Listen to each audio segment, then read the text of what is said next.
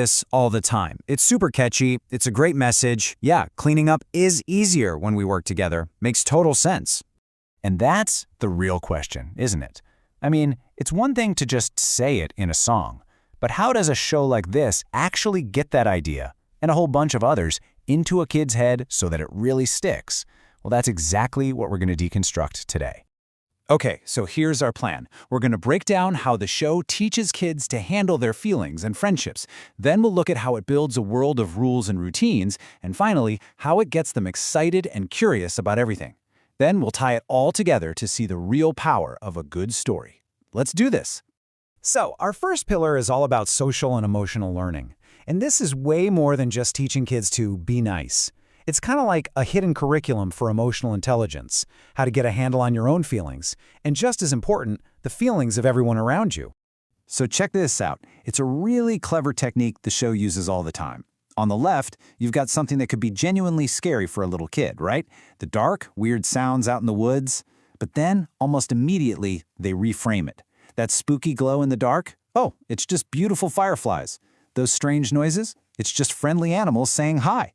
It's this incredible switch that turns anxiety into total wonder. And here, we see how pretty much every activity is doing double duty. So yeah, on the surface, they're just cleaning up toys or building a pillow fort. But the real lesson is the social skill that's hiding just underneath. Cleaning up isn't a chore, it's a chance to work together and have fun. And building that fort? It's not about how cool the fort is, it's about that awesome feeling of we did this together. The show even gives kids the super simple, repeatable formula for empathy. It's brilliant. Let's look at the scene with Buddy the dog. Step 1 is just to observe. Maya notices, hey, Buddy isn't feeling well. Step 2 is to act. Leo says, let's take care of him. And step 3 is the resolution, seeing the positive outcome. He's better. It's this clear 1-2-3 model for how to care about someone else.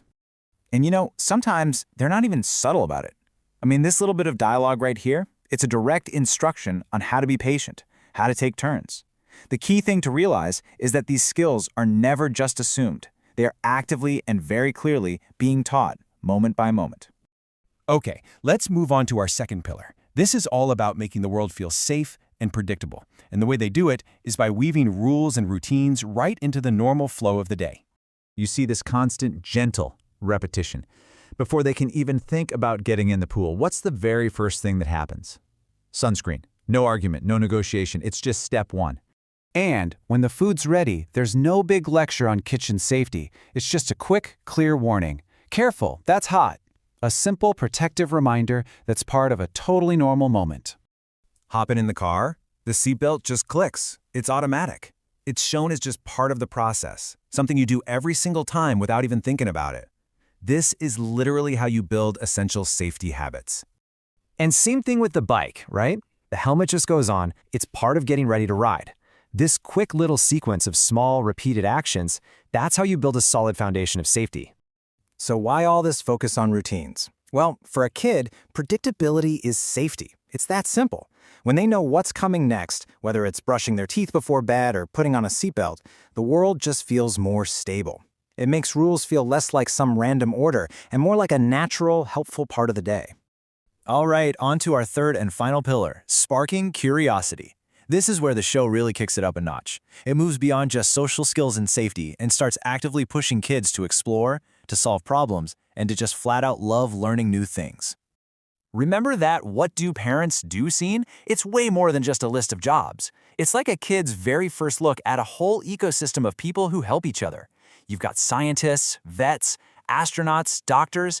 It shows them that everybody in the world has an important and really interesting part to play. I mean, for a young kid, that's a huge idea. The show also teaches the absolute basics of scientific thinking, but in a way that's super fun. So think about the lemonade stand. It all starts with a simple observation, a problem. Whoa, these lemons are really sour. And what comes next? A hypothesis, a proposed solution. Hey, what if we add some sugar? That is a perfect direct test of cause and effect. And what this simple act of making lemonade is really teaching, without ever using the fancy words, is this amazing skill, iterative problem solving. You find a problem, you try a solution, you test it out, and then you tweak it. I mean, that is the basic loop of all learning and discovery, and it's being taught right here in the most relatable way you can imagine. And finally, the show is just constantly framing the natural world as this place of absolute wonder. It could be baby turtles heading to the sea, fireflies lighting up the night, or lambs on a farm. The message is always the same. This world around you is incredible, and it is just waiting for you to go explore it. So when you put all these pieces together, when you take the emotional intelligence and the safety routines and that constant encouragement to be curious, the blueprint starts to become crystal clear.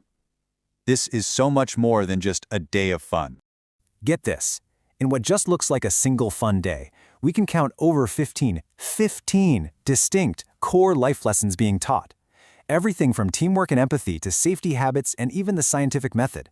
It's an incredibly dense, intentional design, and it's all packaged as simple, everyday play. And that kind of leaves us with a final thought to chew on. The stories we tell our kids are their very first blueprints for how to build a life, how to be a good person, how to stay safe, how to be curious.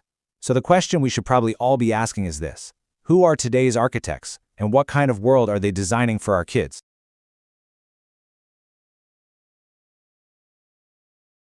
Today, we're going to dive into this really charming children's story, but we're not just here to read it. Nope, we're going to pull it apart and uncover the powerful lessons about teamwork and kindness that are hidden right inside. So let's get into it.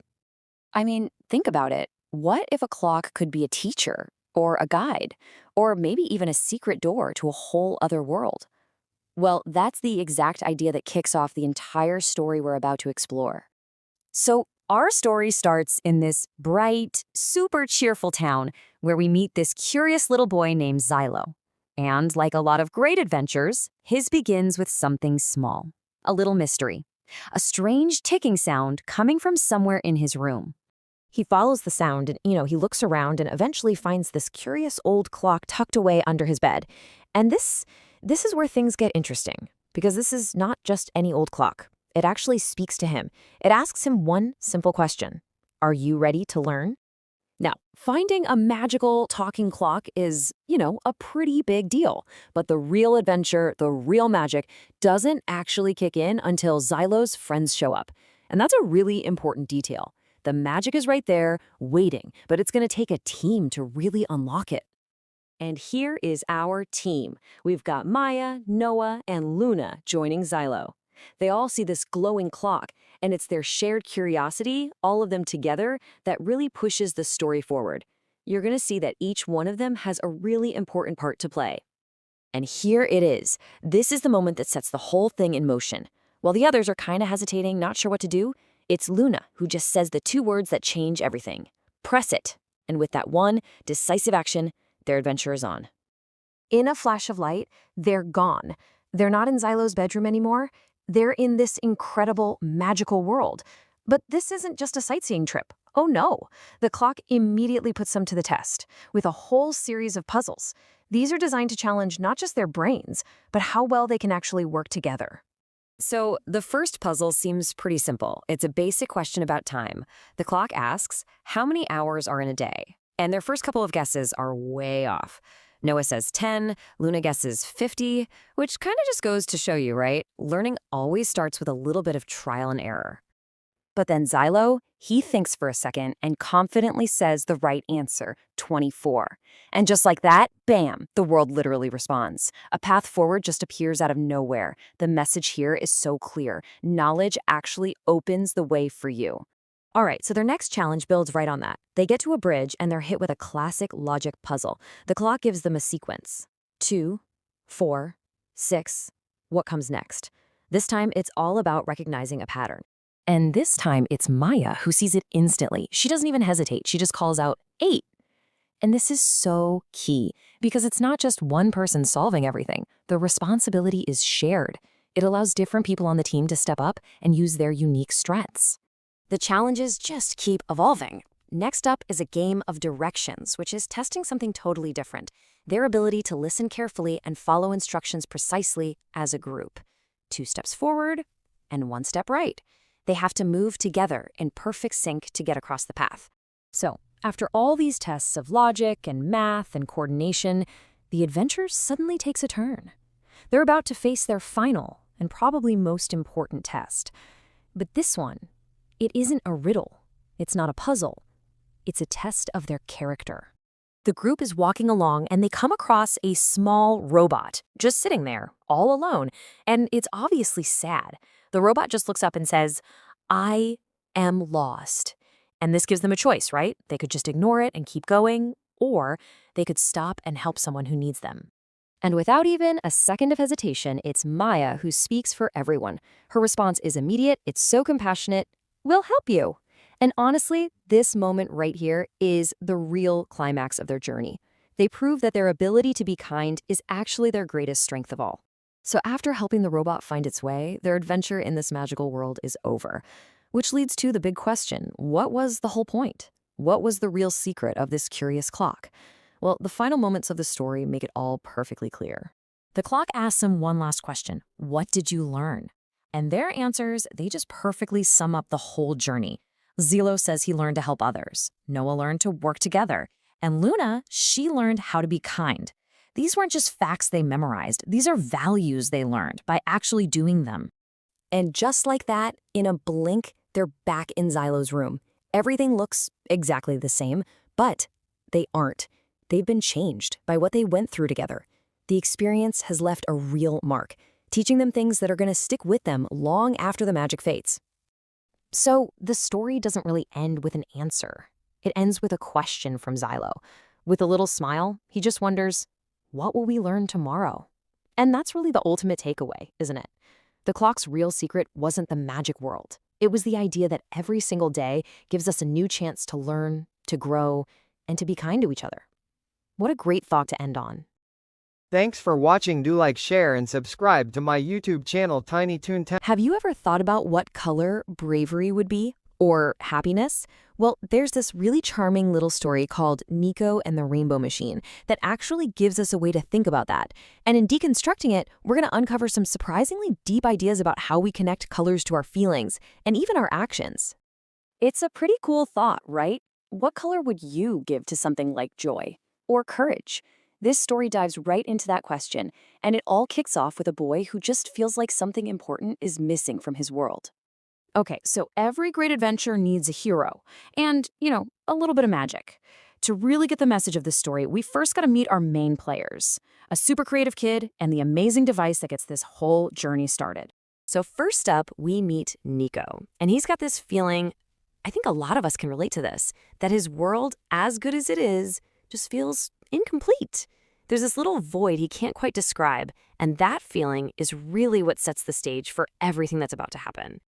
And here it is, the big catalyst. All of a sudden, this machine in his room just springs to life with this incredible announcement. I mean, think about that line. It doesn't just make colors, it makes them come alive. Right there, a simple object becomes this engine for change and emotion in the story. But this machine, it's not just there to put on a cool light show. Nope. It immediately presents Nico and his friends with a very real problem that they absolutely have to solve. And that brings us to the main conflict of the story. And bam, just like that, they're thrown into a world that's totally flat, visually and emotionally. It's all gray. The machine's instruction is super clear. This isn't something they can just watch. They have a mission. And bringing back the colors means bringing back the world's vibrancy and, as we're about to see, its entire emotional range. Okay, so this is really the core of what we're talking about today. The story does something so clever. It breaks down the rainbow one color at a time to show us how each one is tied directly to a feeling and, more importantly, a specific action you need to take to unlock it.